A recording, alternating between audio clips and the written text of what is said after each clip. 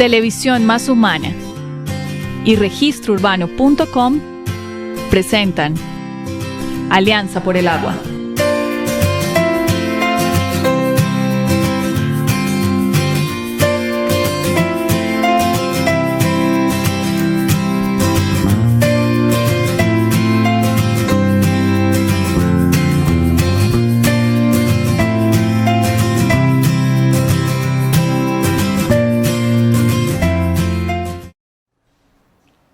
Muy buenas noches. Hoy, 28 de julio, estamos en nuestro cuarto programa, muy contentos. Llevamos 4 programas donde hemos venido, 3 programas donde hemos venido haciendo todo un recorrido de conflictos ambientales en el territorio. Pero el programa de hoy es un programa que se hizo especialmente para poder evidenciar otros conflictos ambientales y problemáticas que están en todo el territorio colombiano. En el primer día hicimos un trabajo sobre la reserva Thomas van der Hamen, el conflicto que existe en la capital de Colombia sobre la construcción sobre esta reserva. En el segundo programa abordamos Cundinamarca con un conflicto que es la transmisión energética sobre varios municipios, un proyecto de la Unidad de Planeación Minero-Energética del Ministerio de Minas y Energía. Y el tercer programa fue un programa sobre una avícola que en el municipio de Chía, al norte de la ciudad, viene impactando con una plaga de moscas muy fuerte. Hoy me acompaña en el set nuestra productora general. Buenas noches, Sandra. Buenas noches, Carlos Mario, y buenas noches a todos los televidentes. En realidad mi trabajo aquí en el día de hoy es darle gracias a todas esas entidades que nos han escrito, a todas aquellas corporaciones, asociaciones, entidades privadas o ONGs que nos viven acompañando en cada emisión y en cada uno de los programas que hacemos en campo. Como les contaba desde un principio en el primer programa, esto se hizo para visibilizar los procesos en los territorios. Hoy no contamos con muchos recursos, pero usamos la tecnología en la medida en que podemos para poder traerle a ustedes, los televidentes, las organizaciones, los colectivos, las corporaciones, ONGs, fundaciones que nos acompañan todo el tiempo, una visibilización de los procesos. Así es. Hoy tenemos 4 entrevistas en 4 procesos de Colombia. Sí, señor. Vamos a empezar con el suroccidente antioqueño.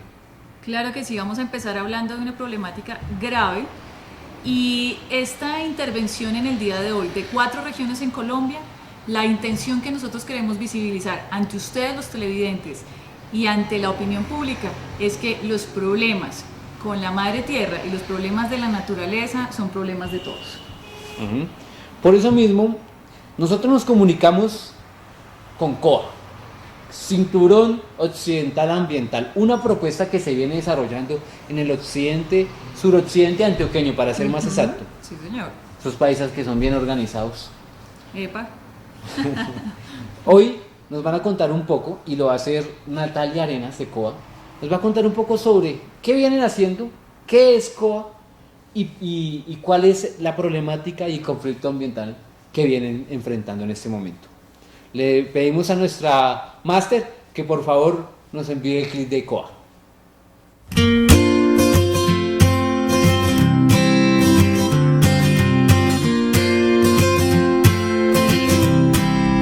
En este momento nos acompaña desde Antioquia Natalia Arenas Gómez. Ella es miembro de COA, Cinturón Occidental Ambiental, organización que viene desarrollando su trabajo, como lo dicen, en la parte suroccidental de Antioquia. Natalia, cuéntanos un poco y bienvenida a nuestro programa. ¿Qué viene haciendo COA en el territorio y por qué se llaman COA? Bueno, Carlos, primero que todo agradecer por permitirnos este espacio para tejer resistencia. Y pues el Cinturón Occidental Ambiental COA, como lo denominamos, aparece como un movimiento regional del suroeste antioqueño en respuesta a necesidades de establecer estrategias en defensa del territorio y de la vida frente a la explotación minera por parte de transnacionales productoras del deterioro ambiental, económico y social. Pues el COA surge como una respuesta alterna al llamado COC, Cinturón de Oro de Colombia, el cual establece que los municipios de Caramanta, Valparaíso, Tames, Jericó, Tarso, Pueblo Rico, Hispania, Andes y Jardín constituyen una zona geológicamente homogénea, con altas similitudes para la explotación minera. Entonces, geográficamente corresponden un cinturón que se extiende de la cordillera occidental en un área que abarca las confluencias del río San Juan y el Cauca. Entonces, pues como de esta manera, el COA se constituye como un espacio de articulación de organizaciones y entidades, procesos que buscan defender y proteger el territorio como un espacio de construcción colectiva sagrado para la vida, en el cual se tejen relaciones sociales, culturales, políticas y económicas y ambientales. Entonces es donde damos origen como esas identidades compartidas, donde constituye nuestro patrimonio ambiental, social, cultural, en el suroeste antioqueño mediante unas estrategias de acción regional. Natalia, en este momento, ¿qué problemáticas ambientales existen en el suroeste antioqueño? Bueno, pues como te decía, el suroeste antioqueño hace parte del ramal de la cordillera occidental y nace en Marmato, Caldas. Esta localidad tiene más de 450 años de historia minera, comprendiendo los municipios pues, de Ríos Sucios y Supía, Caldas. Esta extensión continúa en municipios del suroeste antioqueño. Entonces, después del Plan Minero de 2006, el Ministerio de Minas y Energía incluyó municipios de nuestra zona que nunca tuvieron vocación minera por la riqueza que tiene pues toda esta zona y ha despertado el interés de multinacionales. Ahora esta región se encuentra amenazada por el interés de un cambio radical en sus actividades a través del Plan Nacional Minero para Desarrollo que se está apropiando de sus riquezas.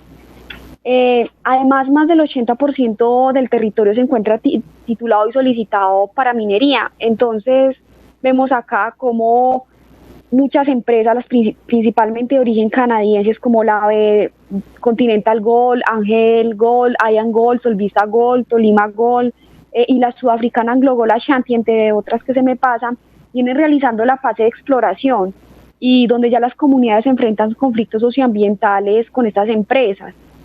Sin embargo, también coexiste la proyección por parte de Isagen o de la represa Cañafisto y la avanzada de proyectos de microcentrales en los principales ríos de nuestras montañas, con iniciativas de empresas privadas. Un ejemplo son Energías del Suroeste, PM, entre otras, y administraciones locales que empiezan a alimentar esas disputas por el territorio y los conflictos socioambientales.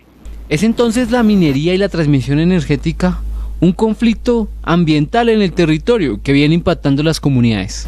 Claro, sí, porque nosotros tenemos una definición de territorio y nosotros definimos el territorio como un territorio sagrado para la vida, resignificar lo sagrado. Entonces miramos como el amor a nuestras culturas, a nuestras aguas, a nuestros paisajes y al alimento o sea, la vida que llevamos en nuestro territorio tiene que empezar a crear una conciencia de lo que somos y fortalecer como todas las potencialidades y que tenemos nosotros para que estas amenazas que están sobre nosotros recaigan, porque se empiezan a dar esas disputas, el tejido social de las comunidades y se empiezan a notar como ciertos conflictos en los diferentes municipios que maneja pues que tenemos en el cinturón occidental ambiental. COA, ¿qué viene haciendo para resistir a estos impactos con la comunidad? Bueno, se han realizado durante el transcurso pues desde que ha empezado el COA, foros, marchas, movilizaciones, encuentros regionales de participación popular. También se ha realizado, encuentros de diferente índole que empiezan a cumplir o a mirar como todas las necesidades que tenemos. Entonces lo que se ha hecho también es como una sensibilización a partir de talleres, como te decía anteriormente, de foros. Se han hecho recorridos por el suroeste que empiezan a dar ese reconocimiento de las comunidades en lo que tenemos, porque si no conocemos nuestro territorio, ¿cómo vamos a amar algo que no conocemos? Entonces se viene dando desde todas esas actividades que sensibilicen. Sabemos que este es el proyecto Quebradona, pero quisiéramos saber particularmente qué sucede con el proceso minero de la Anglo Gold Ashanti en este momento. Bueno, en estos momentos la fase de exploración ya ha como finalizado. Estamos como en esa disputa de mirar qué continúa, pero en Jericó pues se han realizado una serie de denuncias a la opinión pública frente pues a la actividad permisiva y tolerante que ha tenido la autoridad ambiental para con la empresa minera Quebradona, como se denomina el proyecto. en el tema relacionado con las concesiones de aguas y las talas de árboles, pues, y la apertura de caminos, el aprovechamiento de cauces en zona de reserva forestal del municipio. Las multinacionales mineras en el territorio han empezado a tener adquisiciones, sumando títulos mineros por un número muy grande de hectáreas. Entonces así están violentando los distritos de manejo integrado del municipio de La Cuchilla, Jardín Támesis y la reserva forestal de las Nubes, La Trocha y La Capota. Entonces son casos alarmantes en nuestro territorio que empiezan a despertar esos conflictos socioambientales. Natalia, muchas gracias por acompañarnos en este espacio, por la vida, por el agua, por lo público, y esperamos en otra oportunidad poder contar con COA y con Natalia Arenas. Muchas gracias. Bueno, agradecer al colectivo Alianza por el Agua por permitirnos compartir ese espacio, por permitir que conozcamos los diferentes procesos y las diferentes problemáticas que se viven en el territorio, y construyendo tejidos, construyendo resistencia, vamos a poder pasar como todas esas dificultades que vienen en nuestro territorio, y ante todo tejer estas relaciones sociales, culturales, políticas, dan origen a unas identidades compartidas que constituyen nuestro patrimonio ambiental. Decir que el amor a nuestras culturas y a nuestras aguas, a nuestros paisajes, nos salvará de todas las amenazas que están recayendo sobre cada uno de los territorios. Resaltar un poco algunos elementos que en este momento Natalia nos expone sobre el proceso de COA. Entre ellos, la propiedad del territorio, Sí, el reconocimiento del territorio importantísimo. y un trabajo que la organización hace. Nosotros hemos visto procesos de reconocer el territorio, de hacer un trabajo pedagógico, pero que es más importante que hacer una lucha civil o una lucha jurídica por la defensa. Es entonces la pedagogía un ejercicio que se viene desarrollando. ¿Tú conoces algunos otros ejercicios de pedagogía? Carlos Mario, dentro de lo que llevamos en este tiempo y de acuerdo a los 2 años de experiencia con el colectivo, hemos encontrado que en los territorios adicional a los procesos pedagógicos existen unos procesos de articulación en las comunidades que han sido los más importantes, porque ha llevado a la gente a repensar, a evaluar qué es la soberanía sobre su territorio y cuál es su visión sobre el mismo. Entonces es importante que estos procesos se sigan visibilizando en los territorios fuera de ellos y en un contexto nacional, para que la comunidad se entere de que las fronteras son humanas. Precisamente hablando de que las fronteras son humanas, no ecológicas, Natalia nos hace una reflexión muy particular, y es que si bien existen algunos municipios como Río Sucio, Sí. que tienen una historia de la minería de más de 400 años, hay otros municipios que no. Y estos títulos mineros y estas empresas multinacionales que hoy entran al territorio, no solamente van a hacer un cambio del uso del suelo, van a cambiar la composición social de la sociedad, o sea, del ejercicio normal de cada municipio. Eso es un impacto mayor. Sí. Y eso es algo que muchos llaman desarrollo. Pero la reflexión es, ¿qué es desarrollo al final de todo eso? Y no solo el tema de la reflexión del desarrollo, que va de la mano con el tema jurídico, sino que aquí no podemos permitir algo que también se avala en los procesos de discusión del desarrollo, y son las futuras compensaciones a las comunidades. El territorio es sagrado, como nos lo decía Natalia, y por ello las comunidades y todos los grupos étnicos que hacen parte de los territorios tienen que venir acompañados de procesos que los reconozcan y que permitan tener una propiedad sobre el mismo. Por ello los megaproyectos se generan tantos impactos. Pues no, uno no puede taparse los ojos, y la idea de esto es contarle a la gente qué pasa en otras partes, ¿sí? No solamente en el suroccidente antioqueño se está haciendo un ejercicio de apropiación del territorio, de reconfiguración de las prácticas, de pedagogía, ¿sí? Sino que también en otros lugares la gente se está planteando en que no puede ser así. Es el caso, en este momento, de Edgar Humberto Cruz, compañero que viene trabajando en el Meta, en Guamal.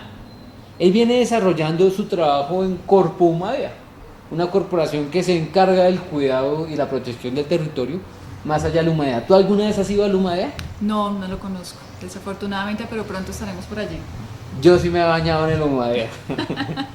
Es un río grande, de buen caudal, y tiene un puente muy chévere donde uno brinca, estilo trampolín. Bueno, hay que verlo. En el llano, que el recurso hídrico es un tema tan problemático por el tema de que el agua nace en las alturas, hay que cuidarlo. Y se han encargado de hacer un trabajo de cuidado en Corpo Humadea. Pero en este momento, Corpo Humadea está sobre una problemática con la exploración petrolera. Otro campo Rubiales quieren hacer. Con irregularidades. Sí, con expropiación. No, con problemas hasta de laborales y. Sí. Pero en este momento vamos a ir con Edgar, que nos va a contar qué está pasando en Guamal y cuál es el conflicto ambiental que se viene desarrollando en este momento. Por favor. Pues.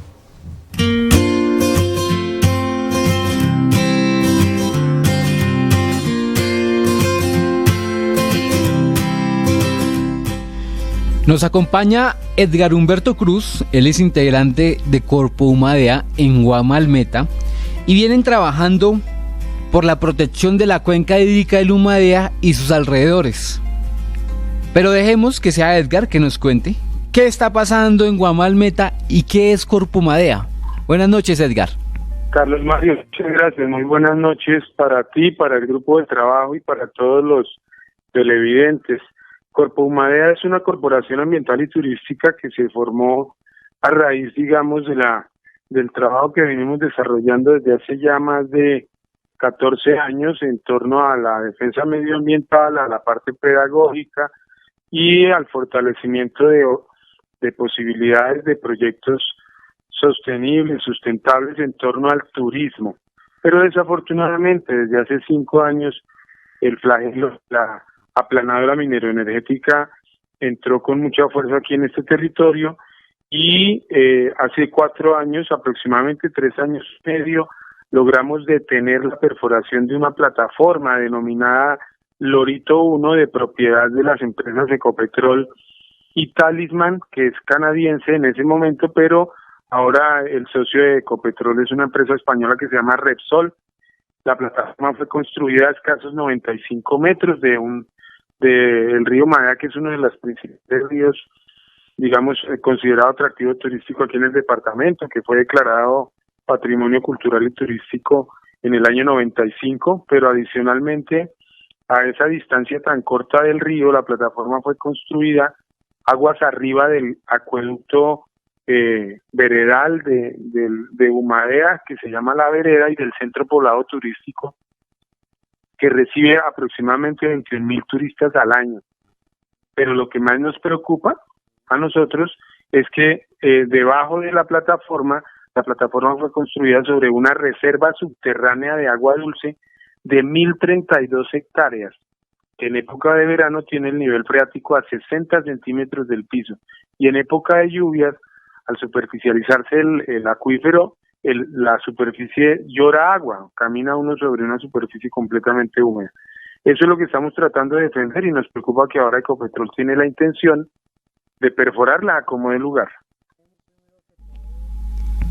Bueno, Edgar, cuéntanos un poco qué viene haciendo Corpo Humadea para enfrentar esta problemática en el territorio. Bueno, Carlos Mario, inicialmente tratamos de intervenir en todas las reuniones, llamadas de socialización que la empresa realizó, sin convocar a las comunidades, sin convocarlos como organización ambiental y turística del municipio. Sin embargo, logramos, digamos, establecer claramente nuestra posición con respecto al desacuerdo de la construcción de la plataforma. Estoy hablando del año 2012.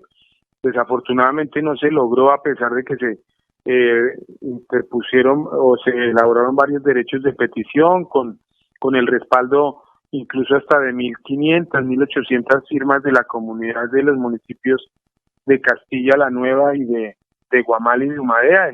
El acueducto municipal de Castilla también se ve afectado por la viabilidad de ese proyecto, porque los tanques desarenadores están a escasos 130 metros. Por otra parte, se inició una digamos, una medida de hecho que consistió en un plantón pacífico que se extendió por espacio de 240 días, 8 meses, en el año 2013, y se interpusieron algunas herramientas jurídicas, una tutela que logró ser revisada por la Corte Constitucional y logró una sentencia muy importante, que es la sentencia T-652/13, que debería ser conocida por todas las comunidades que estén interesadas en la defensa de zonas de recarga hídrica, porque quedó claramente establecido que el gobierno tiene la obligación de velar por la protección de todas las zonas de recarga hídrica que abastezcan acueductos comunitarios. Por otra parte, se interpuso una acción popular ante el Tribunal Contencioso Administrativo del Meta y se obtuvieron unas medidas cautelares que desafortunadamente fueron levantadas de manera temporal por el Consejo de Estado gracias a una acción, digamos, jurídica que interpuso el Ministerio de Minas. Nosotros pues consideramos que fue una leguleyada realmente, pero al día de hoy esa acción popular no ha sido resuelta de manera definitiva. La sentencia, desafortunadamente, en su último párrafo deja a la ANLA, digamos, la última palabra, y la ANLA, pues como sabemos, es una entidad del Estado proclive a los intereses de las multinacionales. Pudimos establecer que la mayoría de profesionales que trabajan en la parte ambiental de la ANLA están contratados por OPS, entonces es gente que realmente no tiene ningún tipo de compromiso, ni siquiera profesional, sino que están interesados justamente en realizar la firma de esos contratos. Al día de hoy, pues, tuvimos una reunión de un par de días, viernes y sábado de la semana pasada, con la vicepresidencia de sostenibilidad de Ecopetrol, y aun cuando se había logrado que aceptaran el traslado de la plataforma, no quieren renunciar a perforar sobre el acuífero, que es lo que nosotros queremos proteger, y la zona de recarga hídrica. Entonces, pues, quedó abierto el diálogo, vamos a ver qué sucede, pero la defensa continúa. Edgar, y ustedes, al estar pendientes de toda esa problemática ambiental, de participar, de hacer las demandas correspondientes, acciones populares, tutelas, ¿han tenido problemas de seguridad por trabajar en esta problemática? Pues desafortunadamente, Carlos Mario, este tipo de proyectos están vinculados, digamos, con intereses económicos importantes. Es innegable que hay grupos bastante interesados en que se le dé habilidad a este tipo de proyectos en esta zona, y desafortunadamente pues sí se han presentado amenazas desde hace varios meses. Digamos, hay algunas medidas de seguridad asignadas por la Unidad Nacional de Protección, pero vemos también con preocupación que de manera sistemática desde hace unos meses la Unidad Nacional de Protección ha venido retirándole las medidas a diferentes defensoras y defensoras de derechos humanos aquí en el departamento del Meta. Está reaccionando el precio del crudo, y es innegable que la industria pues quiere reactivar operaciones en diferentes partes. Vemos con mucha preocupación que el presidente de Ecopetrol, el señor Echeverry, hace unas semanas en la televisión nacional manifestó que la intención de iniciar la exploración petrolera en el Piedemonte Llanero iniciaría por el municipio de Guamal, y el proyecto que primero quieren viabilizar es Lorito 1, pero entonces, pues no sé, aquí hay una articulación muy importante de diferentes organizaciones sociales, de organizaciones ambientales, defensoras de derechos humanos, y estamos articulados con diferentes organizaciones de todo el país. Esperamos que la vía del diálogo sea la que nos logre dar una salida y la construcción de una ruta que nos permita pues un relacionamiento diferente a las comunidades con la empresa. Muchas gracias, Edgar, por contarnos qué está sucediendo en Guamal Meta, por aportar a este programa, y esperamos en otro espacio, con más tiempo, con un poco más de investigación, poder llevarle a los televidentes un programa más nutrido con estos contenidos. Gracias, Edgar, buena noche.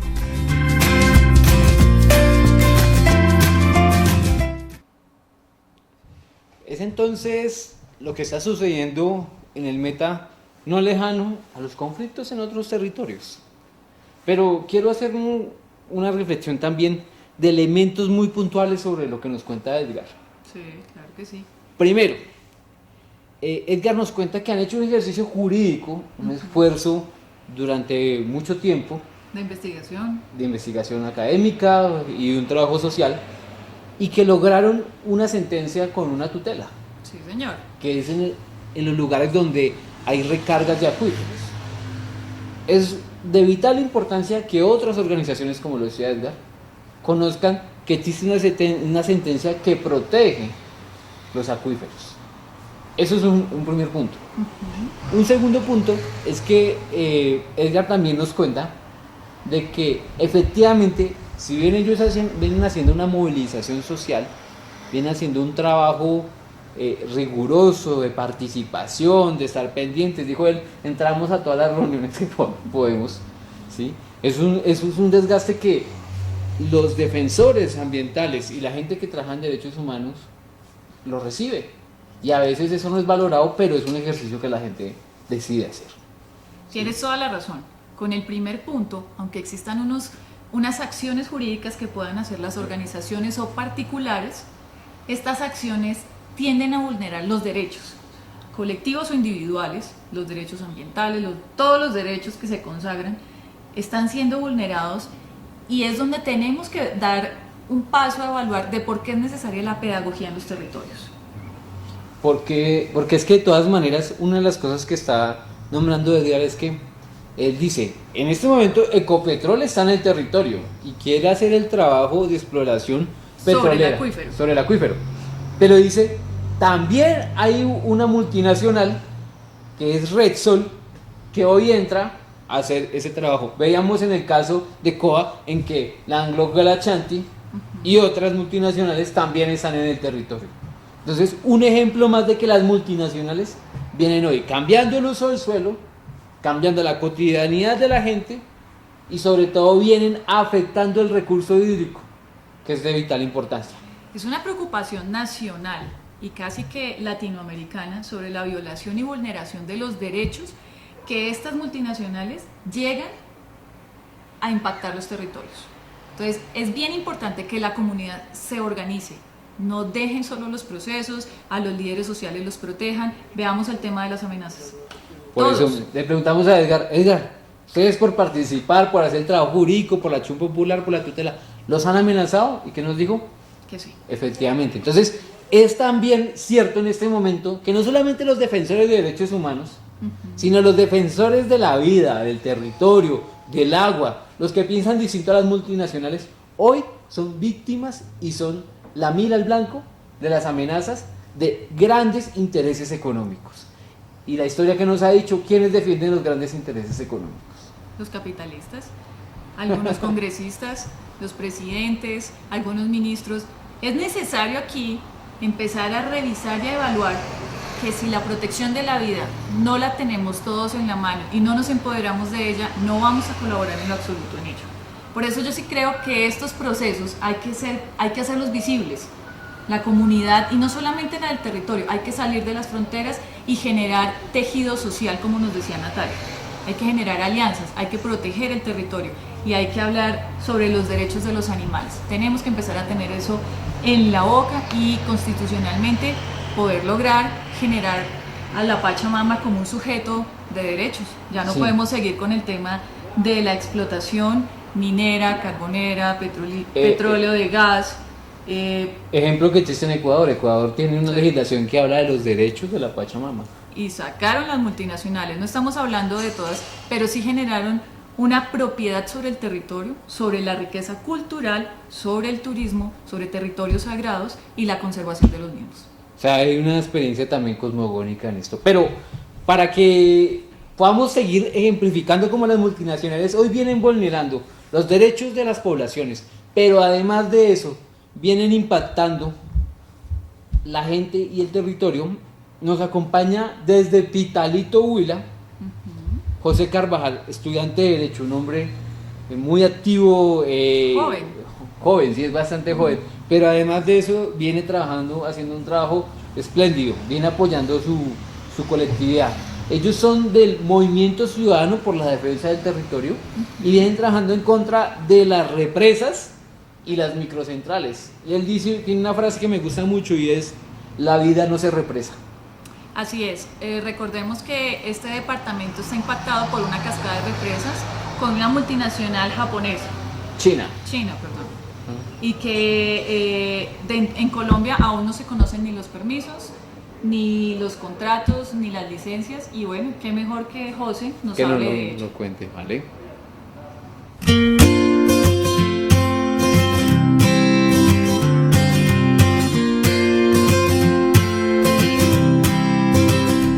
Hacemos contacto en este momento con Pitalito Huila. Allá nos escucha José Luis Carvajal Bolívar, miembro del Movimiento Ciudadano de Protección del Territorio. José Luis, ¿cómo está Pitalito y qué viene trabajando el Movimiento de Protección del Territorio? Muy bien, muchas gracias. Ojalá que ustedes estén igualmente bien. Créanme que el trabajo de aquí y en Pitalito se ve muy buen clima, un clima de cambio, un clima muy bueno, y es bacano estar acá compartiendo con ustedes. Pues resulta que hace 7 años, como comunidades no organizadas, nos dimos cuenta que se estaban llevando a cabo una serie de planeaciones para el municipio de Pitalito y para todas las zonas, en la zona del Huila, tomando como eje central el río Magdalena, y pues nos dimos cuenta que se estaba visibilizando la realización de la represa El Quimbo. En ese momento no dimensionábamos la cabida que se pensaba para ese espacio, y pensábamos que solamente era el tema de una represa. Hicimos lo que se pudo, se organizó la gente, pero la represa del Quimbo lastimosamente se llevó a cabo porque nosotros, cuando nos dimos cuenta de esa represa, estaba ya muy avanzada en su estado jurídico, porque más que todo eso fueron jurídicos los que tuvo la represa. También, pues en ese orden de ideas, nosotros empezamos a ver qué se podía estar ocurriendo en todo el Huila. Pues nos dimos cuenta que era otra represa visionada entre el cañón que queda entre San Agustín e Isnos. Se pensaba hacer ahí la represa, y nosotros nos pusimos las pilas y logramos archivar esa represa, declarando patrimonio histórico de la humanidad ese espacio mediante la UNESCO. Y seguimos trabajando, y logramos hacerla archivar, y nos dimos cuenta, bueno, ya son 2 represas, ¿qué más queda? Y poco a poco llegamos a darnos cuenta que había todo un plan montado para el municipio de Pitalito y la zona del Huila. José Luis, cuéntanos a nosotros y a los televidentes en este momento cuál es la envergadura de los proyectos que se quieren realizar allá en el territorio del Huila. Estamos hablando de 7 represas más y 50 microcentrales de energía, de las cuales 12 ya se encuentran en solicitudes, pero que nosotros con trabajo muy juicioso nos hemos puesto la tarea para que no se realicen. Al conseguir ese documento es una cosa realmente complicada. Este es el momento, 7 años buscando ese documento, 2 años como comunidad organizada, y no hemos conseguido tenerlo de forma oficial. Lo logramos conseguir mediante cooperación internacional con unas ONG que nos ayudaron para pedirlo desde China, porque fue más fácil hacer eso que pedirlo nosotros mismos a una entidad como Cor Magdalena, que es la encargada de hacer eso. Sí, fue más fácil buscarlo en China, llegar hasta China, pedir el documento en mandarín y que se tradujera de forma no oficial, un documento netamente técnico, a inglés, y en inglés conseguirlo para traducirlo nuevamente a español. O sea, fue más fácil hacer eso que las entidades gubernamentales, las autoridades competentes en el tema ambiental lo entregaran. O sea, eso demuestra mucha ineficiencia en estos espacios, y demuestra una negligencia total frente a un derecho fundamental de la participación organizada en la toma de decisiones. Y esa es la fecha que Cor Magdalena puso el 28% de la plata, y nosotros no sabemos de dónde salió esa plata. Y tampoco pasa lo mismo, y el plan de aprovechamiento del río Magdalena tiene una circunstancia súper importante, y es que es como el Plan Nacional de Desarrollo. O sea, declara directrices grandes, pero no conocemos tampoco los planes de acción, las visiones de ejecución, las actas de canje, todos esos temas, las notas y todo eso nos ha llevado a involucrarnos mucho más de fondo, y a que la gente se dé cuenta que no solamente represas también, y que se visionan 50 microcentrales, y que las 50 microcentrales que se piensan hacer, todas tienen algo que es importantísimo, es que ninguna mide menos de 2.000 hectáreas. Y eso es una gran mentira que le ha dicho a la comunidad, que la microcentral es como una piscinita, y eso no hay nada más alejado de la realidad. Y eso es lo que le venden a uno, con la poca información que se nos muestra a nosotros, y con la gran cantidad de mentiras y falacias que una administración como la que está llevando a cabo en el tema ambiental ha venido haciendo y va a seguir haciendo si nosotros no nos ponemos las pilas. Frente a todo este conflicto ambiental que viene sucediendo y que también responde a un conflicto social, ¿qué acciones jurídicas vienen implementando en este momento? Pues la acción jurídica que nosotros hemos hecho han sido hartas, porque hace mucho rato hemos estado pidiendo el mismo documento, hace mucho rato hemos estado trabajando para que se archiven esas represas. En este momento se está llevando a cabo la planeación de una audiencia pública ambiental para que el ANLA y todas las autoridades competentes respondan por las embarradas que se sucedieron en el Quimbo. Se está llevando una tutela que la está revisando el Consejo de Estado. Se busca que se haga una sentencia como la que se piensa, con la que han realizado Tierra Digna o algo parecido, y también se piensa hacer un debate en el Congreso sobre el plan maestro y todo lo que les acabo de explicar. La finalidad de todo esto es que la comunidad se dé cuenta que organizados se puede lograr muchas cosas, que nosotros no hay peor ciego que el que no quiere ver, y que cuando la gente se unifica para trabajar en pro de la defensa del territorio es un trabajo arduo, pero un trabajo que le da la satisfacción de usted poder continuar viviendo donde toda la gente y donde usted siempre ha vivido. Yo no sé, que yo no tengo que ser empleado de las multinacionales, sabiendo que yo tengo todo el potencial para vivir mi vida como la he vivido hasta ahora. Y eso es una invitación que yo le hago: no seamos empleados en nuestras propias tierras, no vendamos nuestras propias tierras, seamos autónomos y seamos líderes de nuestras vidas. Y eso nos hace y eso se logra cuando las comunidades se organizan y reaccionan ante los proyectos que se les quieren aplicar en los lugares donde desarrollan su cotidiano vida. Entonces, eso es un mensaje más que grande para que la gente reaccione y se dé cuenta que está pasando en sus territorios. Gracias, José Luis, por la participación y por este mensaje que nos queda a todos. No tenemos por qué ser empleados de las multinacionales en nuestra propia tierra. Gracias.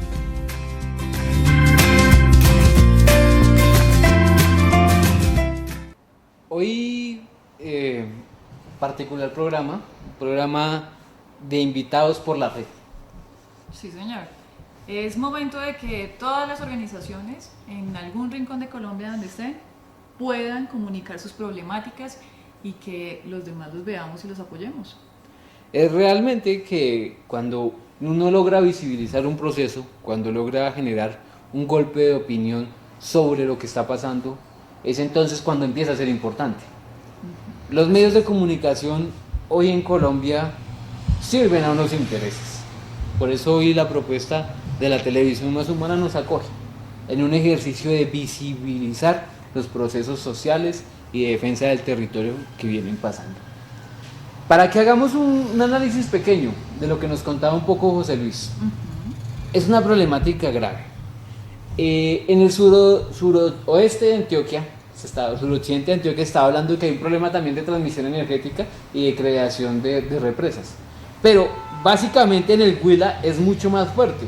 Estamos hablando de 12 cascadas y 50 microcentrales de transmisión energética. Ese micro no tiene nada. No tiene absolutamente nada, como lo decía José Luis. Estamos hablando de 2.000 hectáreas que serían inundadas para la generación de una microcentral. O sea, es gigante. Es una devastación que se va a hacer en todo el departamento. Entonces es también donde nos hace una reflexión José Luis y nos dice, no, es que nosotros no podemos cambiar nuestra forma de vida y ser entonces empleados hoy de las multinacionales que hacen lo que se les da la gana con nuestro territorio. Pero recordemos, Carlos Mario, que en la investigación que nosotros hemos llevado a cabo, las multinacionales las protege y las convoca la ley 1508. Y explícale a los oyentes qué es la ley 1508 y por qué es tan grave cuando no se actúa a tiempo, como lo que le pasó a ellos con la represa del Quimbo. Resulta que una de las modalidades de contratación que se viene desarrollando en este momento en el país es la ley 1508. Es la ley que reglamenta las alianzas público-privadas. Existen alianzas público-privadas de iniciativa pública y hay alianzas público-privadas de iniciativa privada.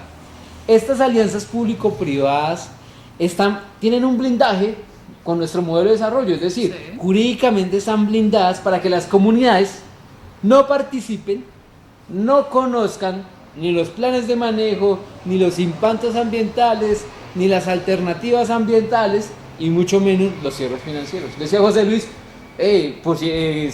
ahí Cor Magdalena tiene una plata, ¿y de dónde salió esa plata?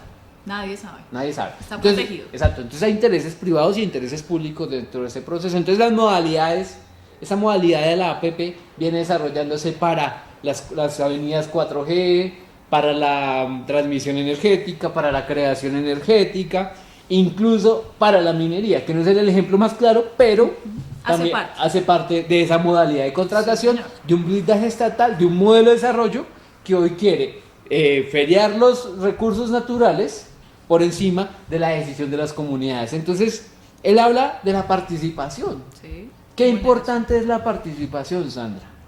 Aquí se están violando unos derechos claves de participación y de conocimiento de qué es lo que va a pasar con el territorio, porque estamos hablando de expropiación, estamos hablando de desplazamiento y estamos hablando de que son proyectos de interés nacional en los cuales mi bien o mi territorio pasa a ser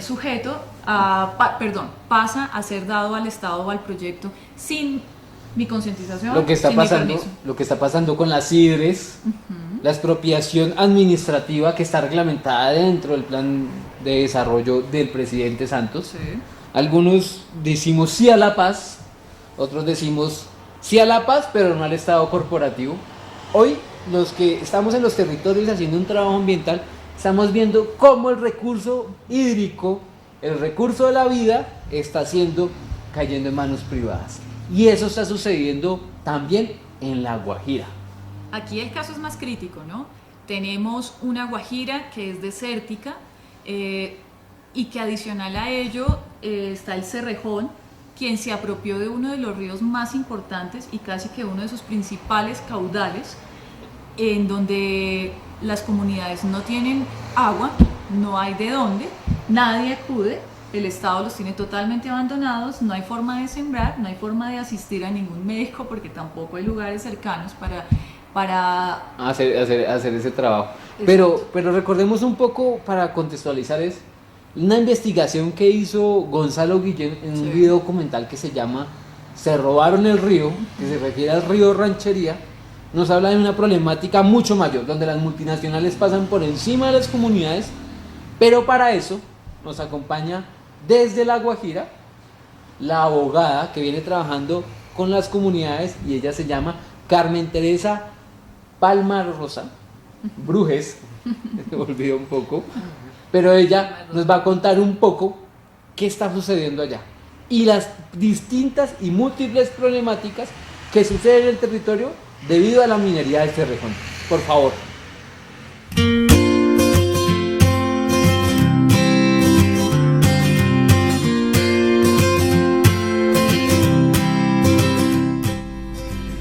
En este instante tenemos contacto con La Guajira, con la abogada Carmen Teresa Palmarosa Brujes.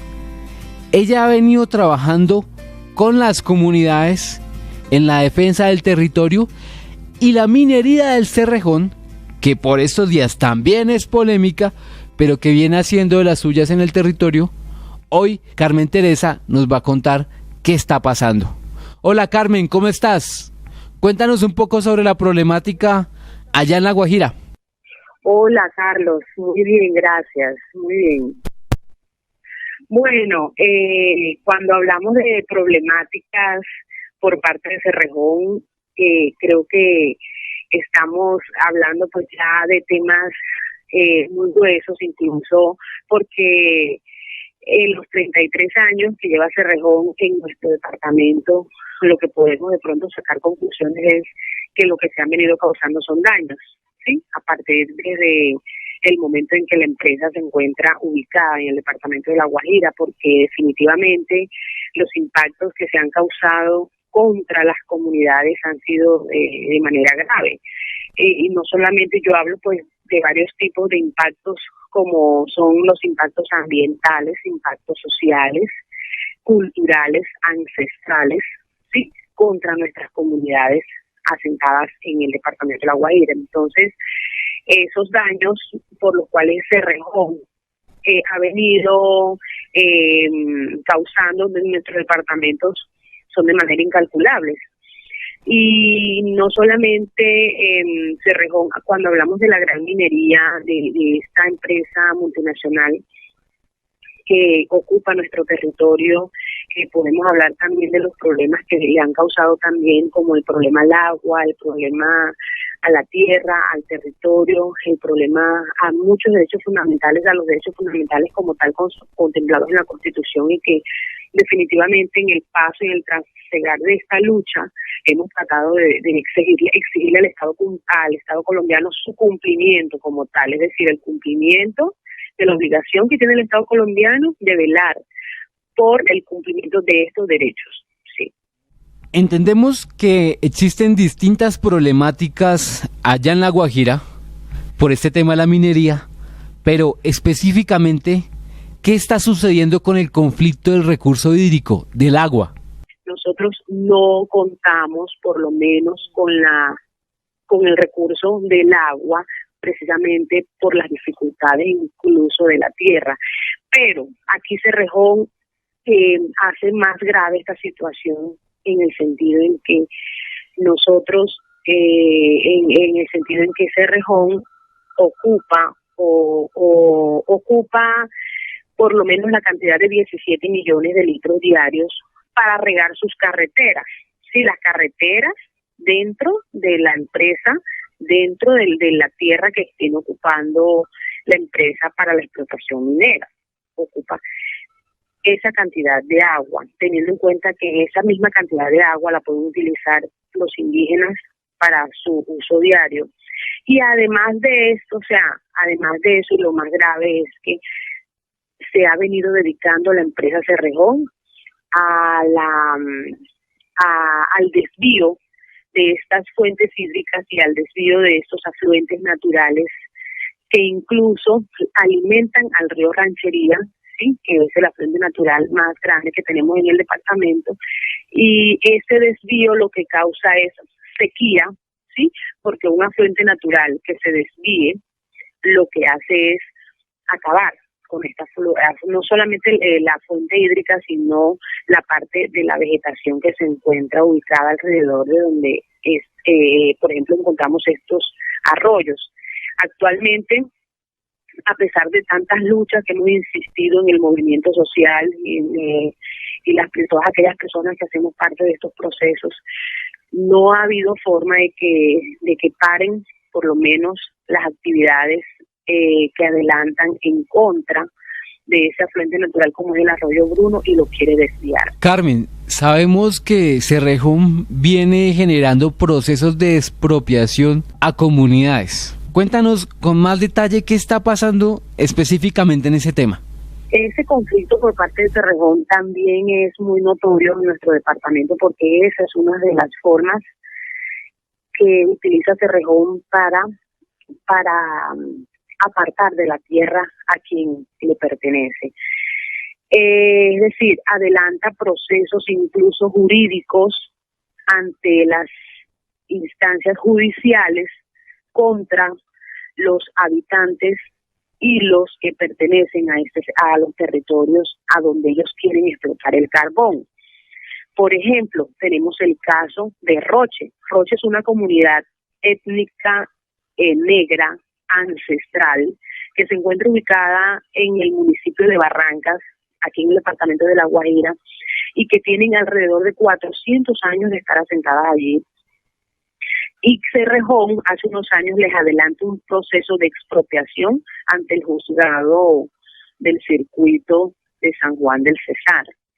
De hecho, ya se han realizado algunas actividades y algunas diligencias judiciales en contra de la población de Roche, en contra de la comunidad de Roche. Esa es una vulneración flagrante a los derechos humanos de este territorio, a los derechos humanos de las personas que hacen parte de esta comunidad de Roche, que es una comunidad ancestral, ¿sí? Y que de hecho el Estado colombiano en cabeza del presidente Santos no ha respetado incluso la consulta previa, el derecho a la consulta previa de las comunidades, porque incluso pasan por encima de estos derechos para poder ellos entrar a manejar pues el territorio como a ellos les convenga. Carmen, nosotros sabemos que el Cerrejón también tiene que ver con un problema de desnutrición que existe en la comunidad indígena y que ya hay un contexto político que no ha permitido resolver ese problema. ¿Cuál es el punto de vista y cómo se ve desde La Guajira ese tema? Bueno, en La Guajira ese es un tema que incluso creo que nos duele a todos, porque es un tema en donde se involucran los derechos de los niños y que se siente que parece que no hemos hecho nada porque ni a los niños los han respetado. Sí, efectivamente hay un problema de corrupción gravísimo en nuestro departamento, pero eso es con apoyo de la clase política que reina o que ha venido reinando hace muchos años en nuestro departamento y que de hecho cada día que pasa vemos que mueren más niños por desnutrición. No es un problema incluso cultural como muchos lo dicen, no es cultural, es un problema de corrupción por parte de la clase política del país, que reina aquí en el departamento con el apoyo del presidente Juan Manuel Santos. Y además, con el apoyo pues de estas grandes multinacionales que en vez de venir a aportar al departamento o a la nación, lo que hacen es causar grandes perjuicios, incluso con el hambre de los guayús. Por último, Carmen, ¿qué mensaje le queda a los colombianos, a La Guajira, en medio de todo este conflicto ambiental y social que se está viviendo en este momento en el departamento? Bueno, yo pienso que hay que continuar las luchas. No podemos quedarnos con los brazos cruzados ante todos los problemas que se nos presentan a diario y continuar con las movilizaciones y así con ellas se le exige al Estado colombiano, al gobierno nacional, el cumplimiento de las obligaciones. A eso invito a todos los colombianos e incluso a mis paisanos también para que continuemos estas luchas contra esta minería que nos está haciendo tanto daño.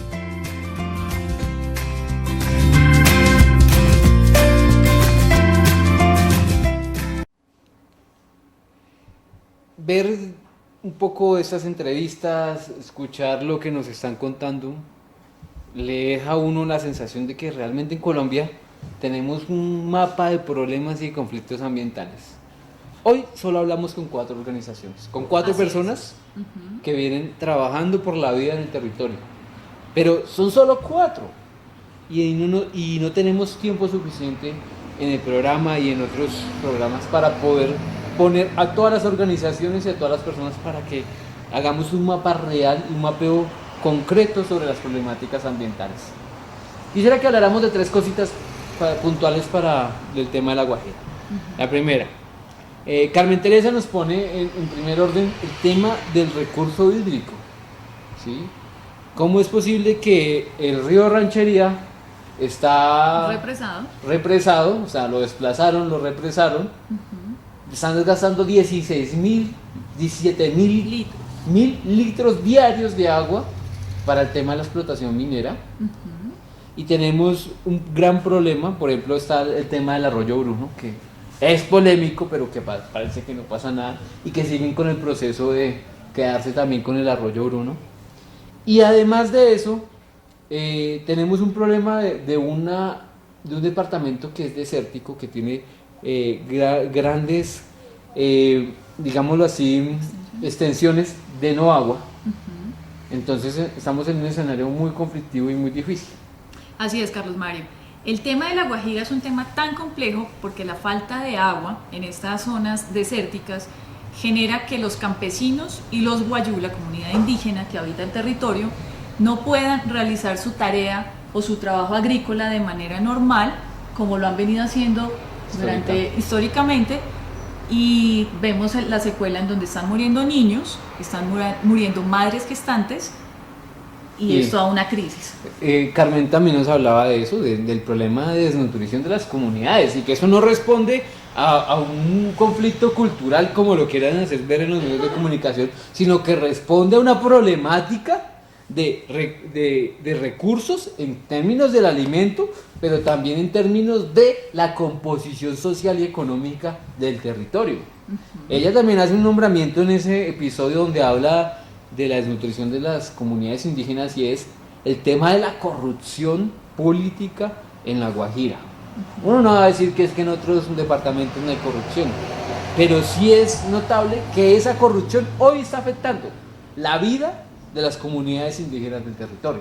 Esta corrupción la vemos aquí en el centro y la vemos allá en el norte, y es el tema del capitalismo. ¿Cuánto es que estamos evaluando como sociedad y qué nos interesa? ¿Protegemos los recursos naturales o estamos protegiendo un capital monetario? Un modelo de desarrollo que busca la generación de capitales o un modelo de desarrollo que busca la calidad de vida. Eso tenemos que empezar a plantearnos. Pero para no dejar todos los puntos por fuera, hay algo que lo estamos viendo en todos los territorios y se llama la expropiación. Sí.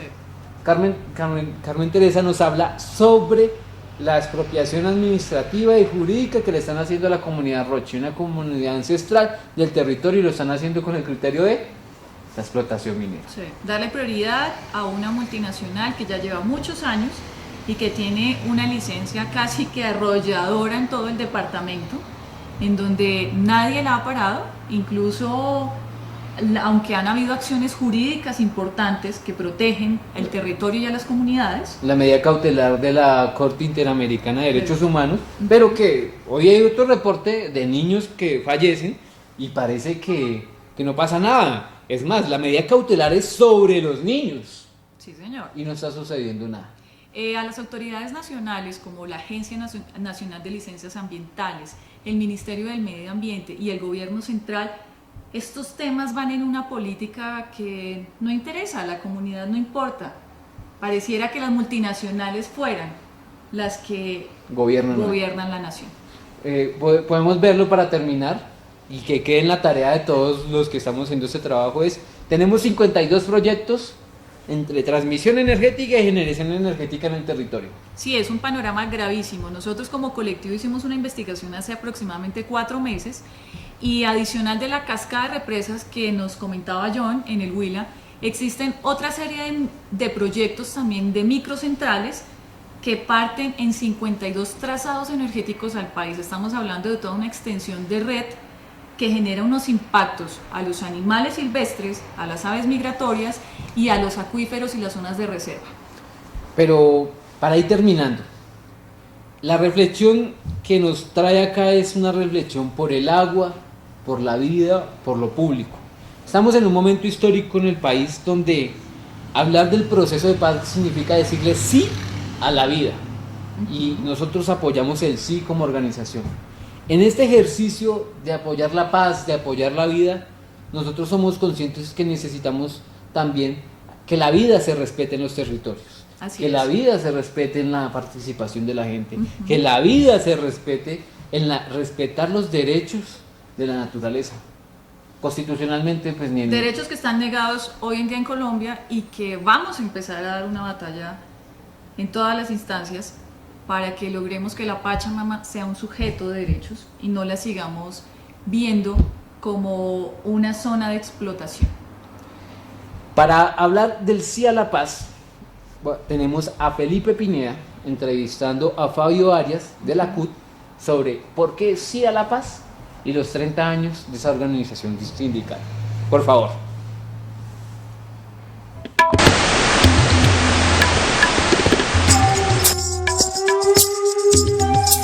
En la entrevista a Fabio Arias por Felipe Pineda, a propósito de los 30 años de la CUT y el plebiscito Sí a la Paz. A mediados del mes de noviembre, la CUT llegará a sus primeros 30 años de vida. La central, la principal en la historia del proceso de lucha por las reivindicaciones de las personas del común, llegará a su tercera década. Y para explicar un poco sobre el contexto y la historia de la CUT, nos encontramos el día de hoy con Fabio Arias. Fabio, ¿cómo te encuentras? Muy bien, Felipe. Fabio, cuéntanos un poco sobre ese proceso de creación y de conformación de la Central Unitaria. Bueno, la Central Unitaria nace en un contexto internacional marcado fundamentalmente, de un lado, por el avance impuesto por las potencias en aquella época, Estados Unidos y la Unión Europea, del modelo neoliberal que en estos días todavía sigue imperando en nuestro país. Y dos, de las dificultades y una nueva política que se proclamaba en la Unión Soviética, que terminaría exactamente con la caída del muro de Berlín pocos años después. Este es el contexto internacional en el cual nace la Central Unitaria de Trabajadores. Y en lo nacional se deriva mucho de un proceso de conversaciones, de diálogos y de negociaciones de paz en aquella época el gobierno de Belisario Betancur con las guerrillas en aquella época, que terminaron unas firmando el EPL, el M-19, el Quintín Lame, y otras que desafortunadamente terminaron fracasadas, como fue las conversaciones con las FARC. Ese es el contexto en el cual nace la CUT. Derivado de eso, pues hay sectores que se promueven unitarios frente al tema y resuelven constituir la Central Unitaria de Trabajadores CUT. Y en ese proceso, Fabio, ¿cuáles han sido los aspectos fundamentales y los logros principales de la central? Bueno, la CUT va a cumplir 30 años de vivir en medio de la aplicación de un modelo neoliberal absolutamente regresivo para los trabajadores, con aquella frase de que sin mano de obra no hay neoliberalismo que valga, y evidentemente todas las medidas que se han tomado en estos 30 años van deteriorando el movimiento sindical en sus condiciones laborales. Y se desarrolla en un marco de una profunda violencia antisindical que tiene muchas explicaciones del conflicto armado que vive en Colombia. Esas dos situaciones, la combinación, yo digo, perversa del modelo neoliberal y la violencia antisindical, ha sido el escenario en el cual nos hemos desenvuelto en estos 30 años, en condiciones muy difíciles, muy regresivas. Realmente no nos han dejado ni momento ni espíritu para poder contener esta avalancha, y evidentemente tenemos que señalar es que la inmensa mayoría de nuestras luchas y de nuestras resistencias desafortunadamente no han logrado un efecto positivo sobre nuestras reivindicaciones. El modelo y la violencia nos han evidentemente recriminado fuertemente, y esa es la explicación. Ley 50 del 90, Ley 100 del 93, Acto Legislativo 01 del 2005 sobre pensiones, Ley 189, en el cual nos quitaron los recargos nocturnos, los dominicales y festivos. Es decir, 1000 medidas que el gobierno ha podido hacer en contra de los trabajadores, pero también debemos señalar a todas esas, el movimiento sindical, a pesar de sus dificultades y en particular la CUT, ha convocado a la marcha, a la movilización, a la protesta, a la huelga, ha acompañado a los sectores estratégicos de la vida nacional del movimiento sindical, a los maestros, a los trabajadores de Ecopetrol, a los del Cerrejón, a los del Urabá antioqueño, a los sindicatos también, inclusive de vendedores ambulantes, de madres comunitarias, etcétera, para tratar de reivindicar sus derechos y reivindicar el movimiento sindical como una institución democrática de la vida del país. Colombia vive un momento histórico al fragor del proceso de paz y el plebiscito. Fabio, ¿cuál crees que es el papel de la CUT en esta coyuntura? La CUT siempre ha reclamado solución política negociada al conflicto armado, y creo que llegamos a un momento determinante donde todo parece indicar que evidentemente se va a consolidar el acuerdo entre el gobierno nacional y las guerrillas de las FARC. Nosotros, la CUT, está comprometido con ese proceso y está comprometido con refrendar los acuerdos mediante acudir a las urnas, votando por el sí al plebiscito. Y en ese sentido vamos a hacer una campaña nacional con todos nuestros afiliados y obviamente llegando a sectores de la sociedad para que también acompañen. Hay que aislar a los señores de la guerra. Esta es una oportunidad histórica para el país. Será el mejor momento que vamos a tener los trabajadores para, sin el mecanismo de la violencia política, es decir, que no se diriman las contradicciones bajo la eliminación del contrario, podamos realizar la mayor movilización social que dé cuenta verdaderamente de nuestras reivindicaciones y de nuestros derechos. Muchas gracias, Fabio.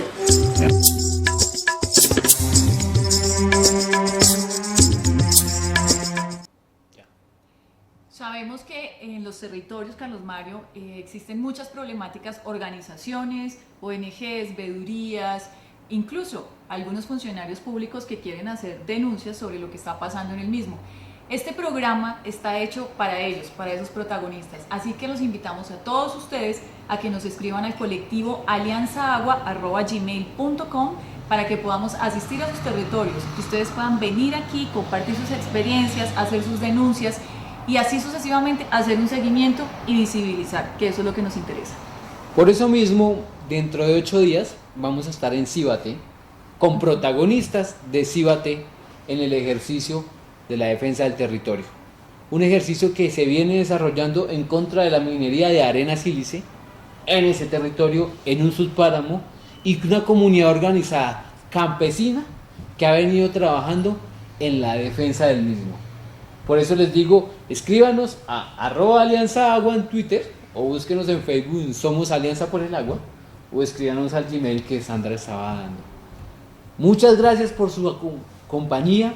Espero puedan difundir pronto el link de grabación del video para que muchas personas puedan conocer lo que venimos haciendo y lo que están haciendo en otros territorios. Y nos vemos dentro de 8 días. Muchas gracias. Gracias. Televisión Más Humana y registrourbano.com presentan Alianza por el Agua.